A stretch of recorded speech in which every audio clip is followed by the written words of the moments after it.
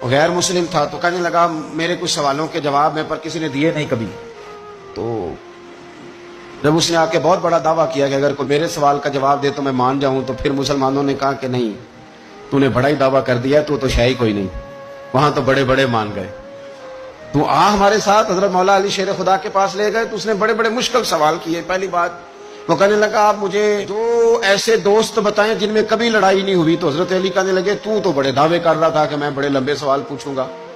وہ دو دوست جن میں کبھی لڑائی نہیں ہوئی وہ جسم اور روح ہیں بھی کٹھے ساتھ رہتے, دوست بھی ہیں, پر کبھی آپس میں لڑائی, بڑے بڑے گناہ کرتا ہے جسم پر روح ناراض نہیں ہوتی, وہ ساتھ ہی رہتی ہے. اس کی آنکھیں کھل گئیں, اس کو تو کبھی جواب ہی نہیں ملا تھا. کہنے لگا اچھا وہ دو ایسے دوست پھر بتائیں جن میں کبھی صلح نہیں ہوئی. تو فرمایا وہ موت اور حیات ہیں. جب موت آتی ہے تو پھر زندگی باقی, ان کی صلح نہیں ہو سکتی, اکٹھے رہ ہی نہیں سکتے. اللہ اکبر.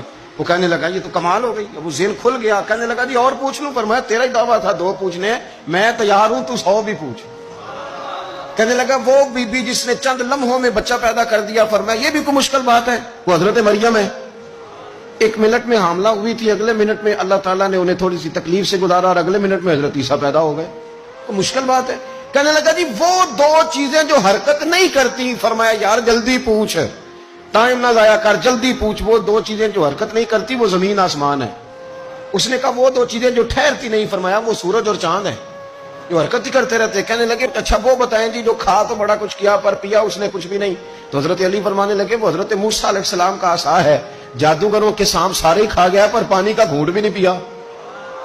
حد ہو گئی. وہ شخص کہتا ہے علی کے جواب نے, مولا علی شیر خدا کے جوابات نے میرے اندر ہیجان پیدا کر دیا. میں نے فوراً کہا بتائیں وہ شخص جو کوئی شے نہیں. تو حضرت علی کہنے لگے جو میرے نبی کا کلمہ نہ پڑھے وہ کوئی شے نہیں.